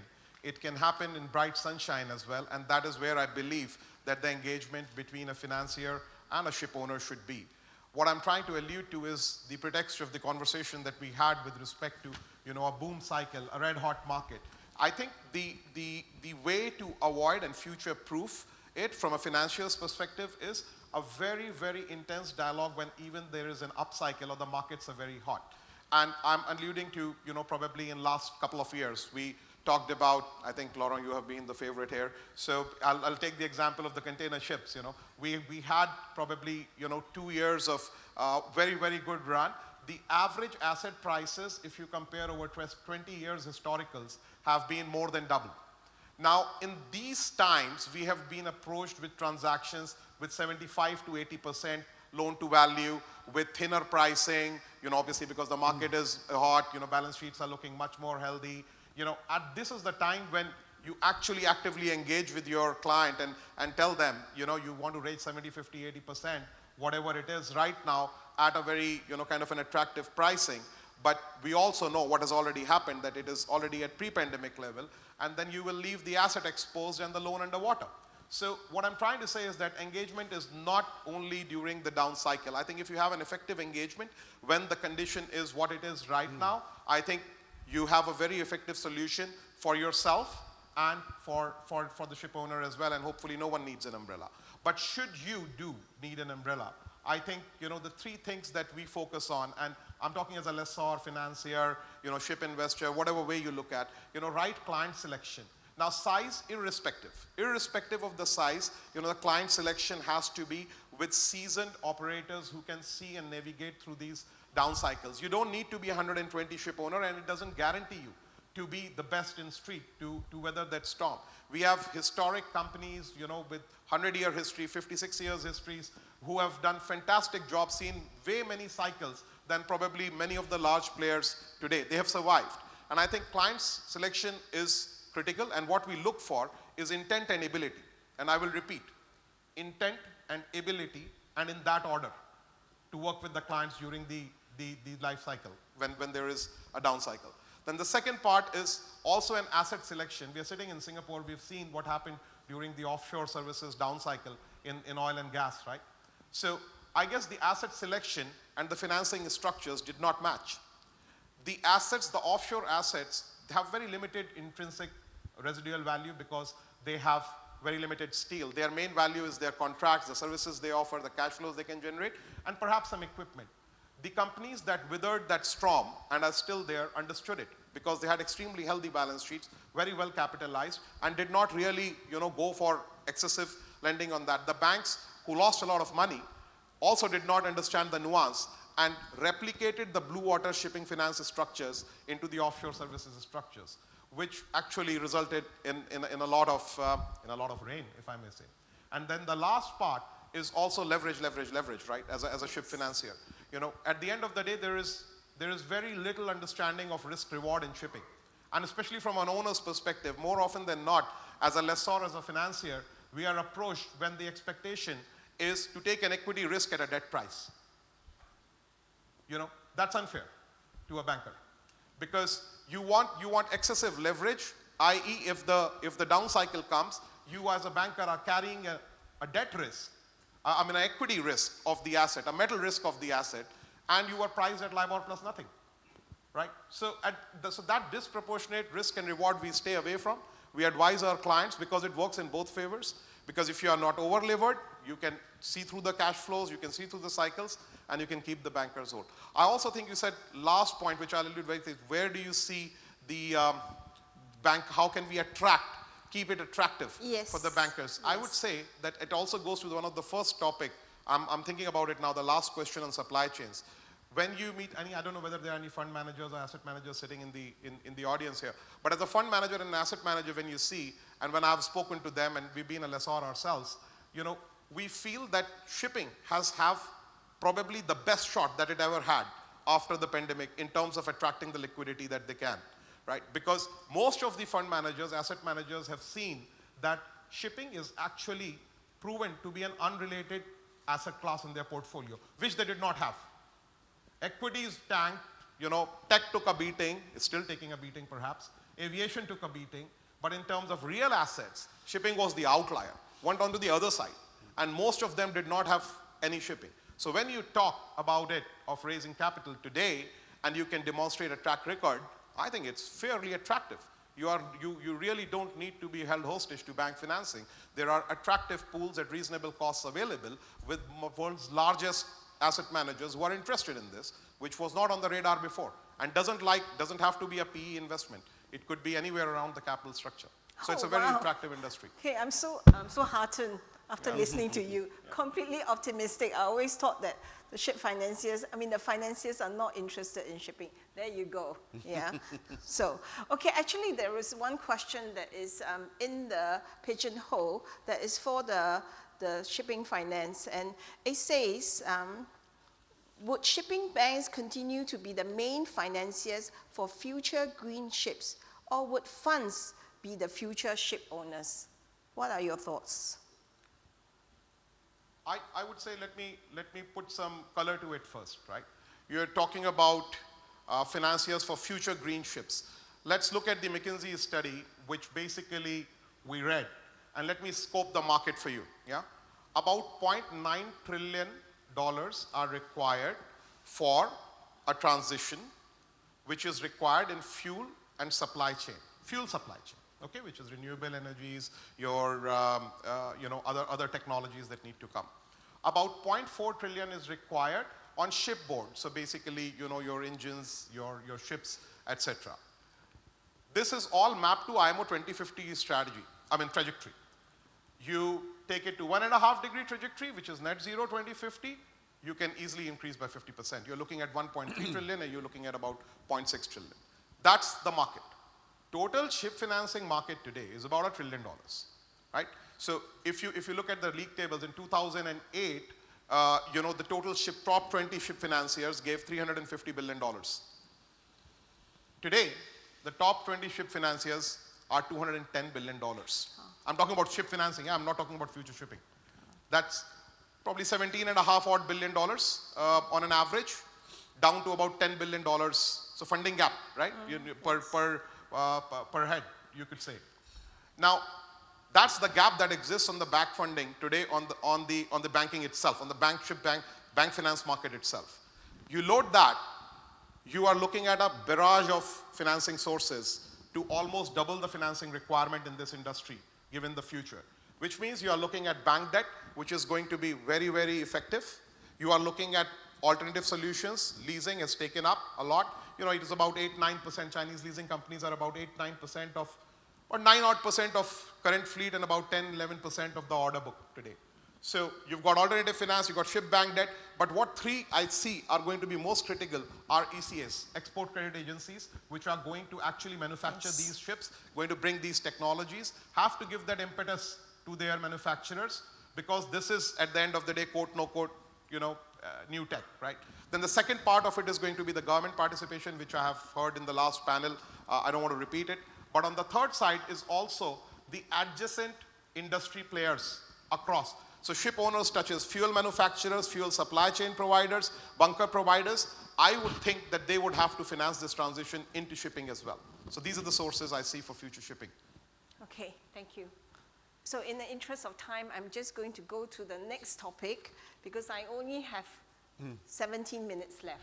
Yeah, so actually I need to do this maritime green transition because it is a very important topic because the whole team, ambition meets action, and a lot of it is about decarbonization. So let's talk about the third topic on green transition. So fossil fuel that the ships currently use is the cheapest fuel with abundance, with almost no competition for its use. And with decarbonization, we are going to use fuels in competition from many other industries. This is going to be expensive for the ship owners, and the sharing of this cost is going to be uneven. The shipping industry is fragmented and diverse. Even today, there are different perspectives on fuel adoption and tracks for solutions. And there is growing pressure on the shipping industry to adopt greener practices. On the other hand, that means opportunities to build new greener ships and optimizing shipping routes to reduce emissions. So in the last 2 to 3 years, almost on every panel, every speaker, when you discuss decarbonization, collaboration is the key operative word, which means that the whole ecosystem needs to come together. Governments, charterers, ship owners, ship financiers all need to have a skin in the game. And decarbonization will require both leadership and cooperation. Do we have both these ingredients for success? Or will the momentum of decarbonization force the leadership and cooperation? Because climate change is a crisis, and in times of crisis, leadership and cooperation will happen. Perhaps I can get Christopher to share your thoughts on this. Yeah. So that's a great question. So I would say that, listen, clearly we are off and running. Leadership and cooperation in many ways is going to be that jet fuel that kind of helps us navigate the steepness of the curve to get us to net zero by 2050. And quite frankly, I don't want to underestimate that. It is a very steep curve. You know, if you really want to understand the calculus to get to net zero by 2050, you are talking about a fuel mix at 70% zero carbon fuel, which means you need 10 times more renewable energy and power than you have today, and 30% more or less in that zip code of carbon neutral fuel, which means you need 100 times more carbon capture capability. So that is a pretty steep curve moving forward. I think when I look at where we are now, and I think I've mentioned we're probably in the early innings of a decade of change, I think industry is stepping up in many ways. But I don't believe, quite honestly, that commercial gravity is going to get us across the finish line. Just because I see the steepness of the curve and I look at the boundary conditions relative to safety, fuel availability, and scalability, and infrastructure. And I think we had a panel before that was a series of very distinguished government ministers. But I think governments in general need to really pick up the pace moving forward.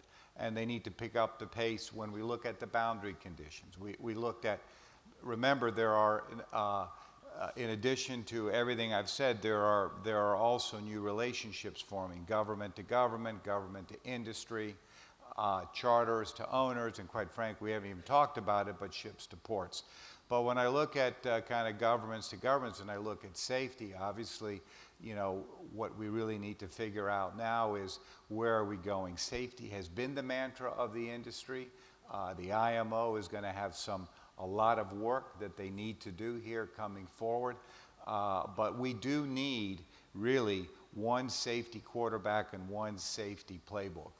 Because you have to remember, CII actually brings us all together, and that's something that we cannot neglect. And quite frankly, we also need a market-based measuring scheme.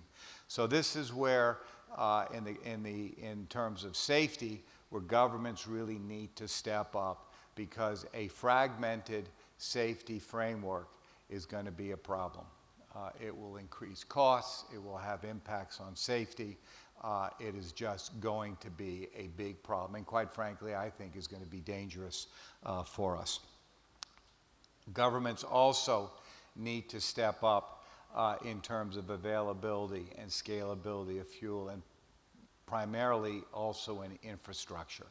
This is a really important point to make because as you look at ports and you look at ships, remember that ports and ships now, even through the CII, are actually connected. Port inefficiencies impact shipping efficiencies.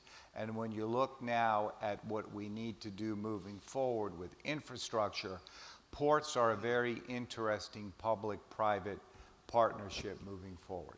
So what do governments need to do? Listen, they need to spend money. They need to, in addition to that, they need to be able to provide us with the right consistent and clarity in terms of policy. They need to be able to provide us with R&D investments and with incentives. Is this mission impossible? No. Listen, if we can get a man on the moon, we can make this work. But I think moving forward, we all need to kind of pick up the pace, especially on the public side, to begin to match kind of the eagerness and the motivation on the private commercial side. There we have it, a very strong message to all the governments of the world. You need to buck up, yeah. Okay, so perhaps I'll just bring down to more granular level. Hua Kwong is primarily in the bulk carriers, tankers and LPG sectors. So do you see that in the journey to decarbonization, can your costs be directly translatable down to the consumer, unlike the container sector, which is easier? Granted, it is definitely a function of supply and demand of the ships, but what are your thoughts on this course of decarbonization, especially where the pace of the journey is patchy and uneven? For the time being, the so-called market mechanisms being introduced by the EU, it doesn't connect to the consumer, but it will serve as a purpose to propel the industry and propel governments around the world to think more deeply about the topic, to create, hopefully, in the not-too-distant future, as Chris has just mentioned, a unified framework which will be in the interest of everybody. In my view, shipping is a clog of a much bigger ecosystem. You have spoken about this relationship between financiers, shipyards, charterers, ship owners, operators, etc. But in reality, we are part of the global supply chain. And ship owners do not determine how fuel are produced. Of course, some shipping companies have already taken the leap to try to take some, to claim a stake in energy production as well, which is very commendable, but in reality, this will still represent a tiny percentage of the global supply of renewable fuels in the future, if shipping will have a chance to make the green transition. We need to be underpinned by an enormous green infrastructure, as Chris has already mentioned, over tenfold of the capacity it has today. And to do that, government needs to step up, and industries across different sectors have to cooperate. So how do we, further down the road, pass it on to the consumer? Well, just as 100 years ago, 150 years ago, the human factor was not part of Adam Smith's economic, industrial calculation. So, with free trade, fair trade, that has become a factor. People are now paying attention to how employees are being treated, and employers. The human factor is now more or less being fully accounted for in the production value chain. However, the environmental factor has not been accounted for, and it's not enough for it to be regulated by the government. It has to be connected to market behavior. The voluntary carbon market has to be connected to the regulated market, in my view. Yeah, thank you. If we can do that, then everything will be connected and all the costs will be shared. Thank you. And Laurent, where some of the shipping companies are taking the lead, and CMA CGM already has a number of LNG-powered e-methane-ready ships in service, and you are going to increase that quite exponentially through the years to come. This is the trajectory of CMA CGM, and this is where your bets are. So how would you expect others in the maritime services ecosystem to complement your efforts? Actually, there's a question here. that says, what is the port core bunkering strategy your company will rely on to ensure no downtime in your operations in a multi-fuel hybrid engine future? What needs to be available at the port? How do you expect the port to support you in your trajectory of these new fuels? And why not ammonia?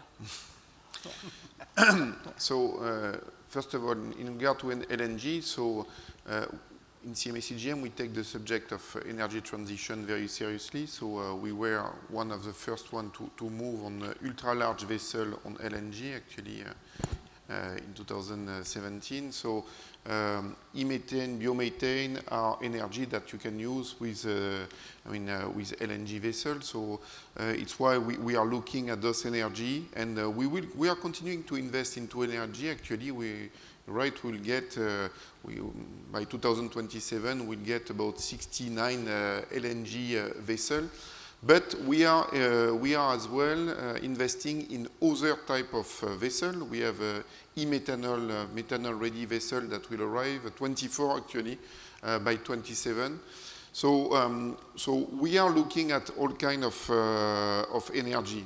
Ammonia being one of them actually. I mean that we are looking at ammonia, but for now we consider that first there is no engine that are available on large ships that can use ammonia. And we have still some concern when it comes to security, but we look at ammonia like we look at hydrogen and like we look at other type of energy, because as we said already on the panel, we don't believe that there will be one solution, but there will be a combination of solutions, and we need to stay open-minded. Actually, we have dedicated in CMA CGM a fund toward the energy transition, about 1.5 billion, where we focus on the energy on the future and where we work on in collaboration actually with partners, can be port, customer, scholars, startup, in order to work on those energy and which one will be the more scalable, because we have a real problem of scalability today, and how we are going to make sure that those energy are there in quantity. And coming back to the other party of the supply chain, yes, collaboration is key. We mentioned it a number of times, and we need more standard and make sure that the effort that we do, they are shared by the rest of the players as well. And we are collaborating with port. I mean, I was happy to see typically this green corridor today, the MOU between Singapore and the port of LA. We are working with MPA as well on the corridor between Singapore and the port of Rotterdam. It's the various actors that need to come together in order that we optimize the entire flow. It's not only us, it's the entire supply chain that need to work. The infrastructure needs to be ready, yeah. Okay, now I want to bring to the financing part on the decarbonization. So we are keenly aware that decarbonization of the shipping industry is going to be an expensive one. And not only in terms of cost, but also in terms of the scale and the depth of knowledge of the current trends and requirements. Actually, I would like to hear thoughts as a banker, what this would mean for SMEs. Because as I was preparing for this session, I was reading up, and I read in an article that SMEs will be an endangered species when the decarbonization is over. What are the biggest obstacles that is faced by the small to mid-sized players when it comes to transition to net zero? And are there ways for the industry to come together collectively? Thanks, Caroline. I think that's a difficult question and a very honest one as well. I guess if you look at the last 15 years, there's been a lot of consolidation. Yeah. And if you have survived the last 15 years in shipping, probably if you're a smallish company, most likely you've been a niche player, or you've had some unique selling proposition, or you have been very integral to a specific country, and most of your funding has actually come from local banks or regional banks. Or if you're a larger player, you have focused on economies of scale, you've gone through consolidation, and it is organic and inorganic optimization. At the same point in time, you had the backing of the largest financial institutions behind you. That's likely the lay of the land, and I guess that does put SMEs already in a difficult spot, and with the cost of decarbonization, we are only kind of enhancing the challenges that they will face, no denying the fact. And I guess it is it is imperative for us to understand that this is widely realized in all the forums. Yeah, I mean, I work with Standard Chartered. It's an emerging markets focused bank. We have probably the reach in most of the emerging economies with smaller ship owners than more likely my peers won't have. And it's not that, you know, it's not hard. It is challenging, I must say, but we are trying to do whatever we can to make it work. I don't have a perfect answer. Yeah. But at the same point in time, you know, there is, I will go back to the question that popped up from one of the audience over here with respect to where do you see the financing coming from. I'll still stress that, you know, this is being heard and there are solutions in the market. There's alternative finance. I mean, I'm not sure whether they're executable right now, but definitely there are very credible names behind leasing companies, alternative finance, which is going to focus on it. There is already, you know, a platform in Hong Kong, there's a platform in Singapore, there are a couple of platforms I'm aware of in Europe as well, which will facilitate. Most likely, financing will come faster in a leasing form, which is both your growth capital and your startup capital. That's how it's going to come. Now, second part, you know, which basically we talked about a lot. I think a lot of SMEs I spoke to, I mean, Indonesia, Bangladesh, India, frankly speaking, they say that everybody says, you know, that decarbonization is a team sport and collaboration is key. And there are widely, you know, kind of published free knowledge that comes, but the knowledge transfer, which is actionable for them to go ahead and make, you know, a deposit and you know, kind of order that ship, yes, is paid for. Yes. And it's costly, right? So I think, you know, that knowledge transfer, if we can, I think it's an easier problem to solve. I mean, we have class societies, we have flag states, we have ship owners associations. We can facilitate that. I don't know what the structure would be, but I think that should be something which should be, you know, getting all together, and that should be solvable. Yeah, Chris. Yeah, so I just wanted to add one thing. You know, we talk a lot about knowledge transfer, we talk a lot about technology, but we started with that, but quite frankly, the real heroes going forward are people. We probably didn't talk enough about people here on the panel, but remember that unlike people, unlike technology, have common sense, instinct, has a sense of humor, has a personality. And this is very important for all of us to really understand the importance of people in this process, because it will really be the fuel, and they will really be the heroes, whether they're on shore or whether they're on the vessel, that are going to be our secret sauce that moves us forward. Yeah, thank you, Chris. Thank you for putting that perspective. So I see 0, 0, 0, 0. So I have no more time, but I need to ask this question to Abhishek because I really need that answer. Okay. Yeah, so Standard Chartered Bank is a signatory to the Poseidon Principles, helping the industry to decarbonize. However, there are rumblings that the Poseidon Principles matrix of measurement may not be aligned with the IMO regulations and may deny capital much needed for the industry to decarbonize. Do you agree or you disagree? I'll take the second part first, that I don't agree that they don't incentivize to decarbonize, right? I think probably, I mean, somebody needs to understand what Poseidon Principles are, right? Poseidon Principles are a framework. They are a framework that has enabled our industry to collect data, to analyze it in a meaningful way, and then transparently publish and report it, right? We should be proud. We are pioneers. We are a pioneer industry to do that. Now, is it static or is it dynamic? It is very much dynamic. It will have to evolve as everything evolves. I'll give you an example. You know, people, and I think I understand where these rumblings are coming from. You know, in 2019, when Poseidon Principles were formed, there were few signatories. I think I saw a couple of the founding members here in the morning. And, you know, it's been just 3 years of reporting. In June 2021, Poseidon Principles had the framework, which it has to today, is the same month and year when IMO announced CII, which is now applicable, right? Now, Poseidon Principles give you percentage of alignment delta. If I say minus 10%, means that I am emitting on that ship 10% less carbon on that particular ship as compared to the IMO 2050 category, trajectory. Whereas when you look at the CII, you get a grading from A to E. Right? So if I have a plus 20% alignment delta, I'm a bad man, right? I've got a bad ship, it is emitting 20% more. But a CII rating can be B, which is good. right? So I know where the rumblings are coming from, but people have to give us time, right? I mean, it's 3 years, we have been the pioneers, and I guess, the most important thing that people should understand about decarbonization is there is no chance you can manage what you can't measure. Take it that Poseidon Principles are making you and the organizations around you measure it. How you measure it, how you benchmark it is work in progress. I heard the Secretary General in the morning, and I think it is absolutely imperative. He has 3 months, and the ambitions are huge. I mean, the expectations from us are huge that they will adopt a trajectory which is far more ambitious than the IMO 2050 that we have today, and it is more practical to achieve as compared to probably other science-based trajectories. So I would say that, Poseidon Principles are incentivizing.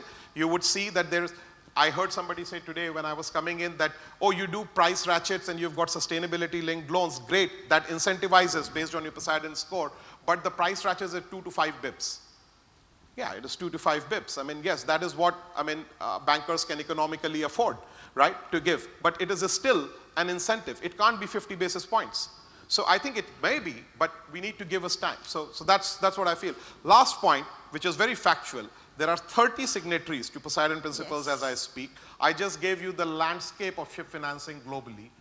More than 70% of global ship financiers today are signatories to Poseidon Principles.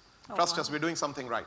Okay. It is not static, it is dynamic, but we will make sure that it works. Once IMEPC comes, you will see that there will be some improvement for sure. Okay, that's a very impassioned defense of Poseidon Principles. But on the ship owner side, I think perhaps more discussion and more collaboration needs to be required. Okay, I'm going to end this, session by just asking each panelist to share what do you think are the action points that is critical to be net zero by 2050? For example, your wish list to the governments of the world and any of the different stakeholders. And I will perhaps start with Chris and then going downwards before we end the session. Yeah. Government expenditure. Say again, government expenditure. Hear ye, hear ye. Yeah. Earlier, I think Chris has already said everything that needs to be said. But just to summarize, I think the government needs, to work together, not just standing on the point of self-interest, but in the interest of humanity on Earth, to come up with a unified set of framework and principles. That's number one. Secondly, government as an enabler and facilitator of change has to spend money, but also have to facilitate dialogue between port and ship, between government and company, between countries, as Singapore is doing by creating Green Corridor with Rotterdam, with Los Angeles, with Long Beach, and to facilitate dialogue across sectors. If the governments can do that, and if we can have the bits in place to create a true economic model that would put carbon into the equation, I think we'll have a chance. We need the scalability of the fuel.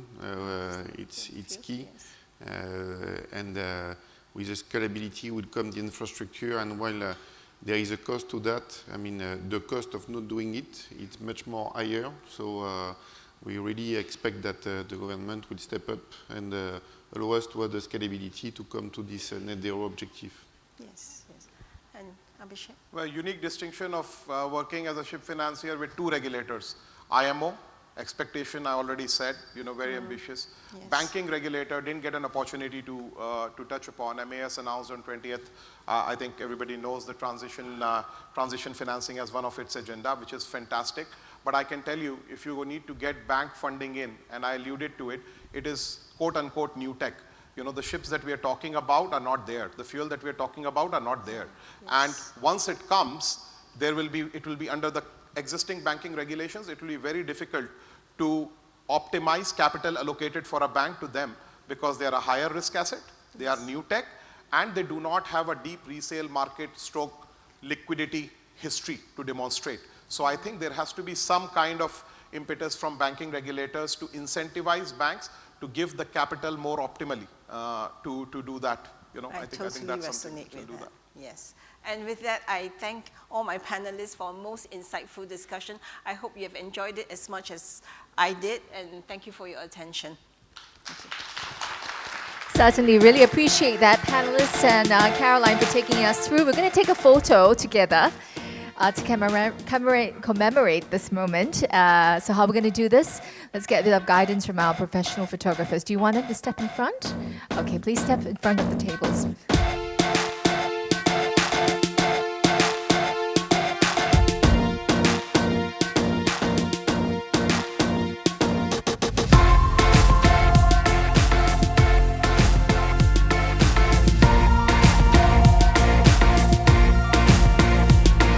Stay with us on stage. We have a token of appreciation. I'm going to invite now Mr. Ngiam Chiang Meng, Chairman of MPA, to join us. What a great panel session. Very candid, very diverse as well. And now Mr. Ngiam will be presenting a token of appreciation to all our panelists.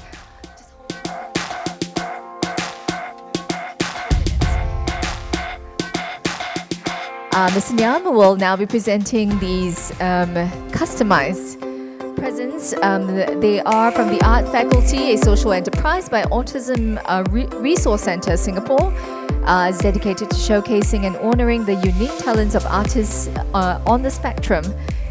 And each of these pictures have the names of our panelists and our moderator carved on there.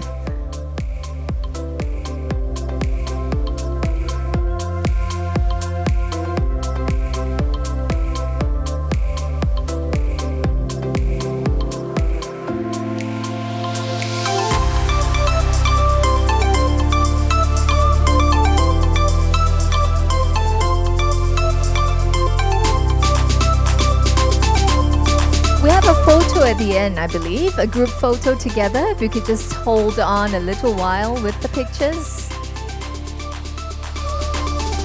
Really appreciate your patience.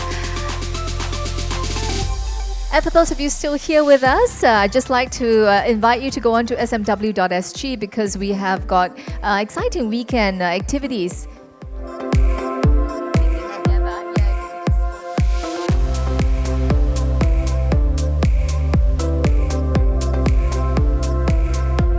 And I believe we're taking a group photo on stage once again with the pictures.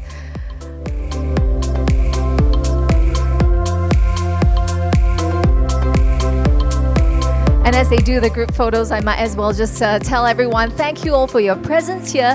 Now, this weekend, we're going to have guided heritage tours to discover Singapore's rich maritime heritage. They include historical landmarks, a refreshed Singapore Maritime Gallery, as well as vessel showcase. You can sign up at smw.sg before all the slots are taken up. So go on and really plan a wonderful and fruitful week ahead for yourself. Wonderful. Thank you all for your patience and for that spirited discussion here on stage. Now we have come to the end of our 17th edition of Singapore Maritime Week opening ceremony and Singapore Maritime Lecture. So I hope that you will have an exciting weekend of connections, conversations. It's been a pleasure being your MC. I'm Carissa Seed, and here's wishing you a wonderful, wonderful evening and week ahead. Have a good one. Thank you. Enjoy your time in Singapore.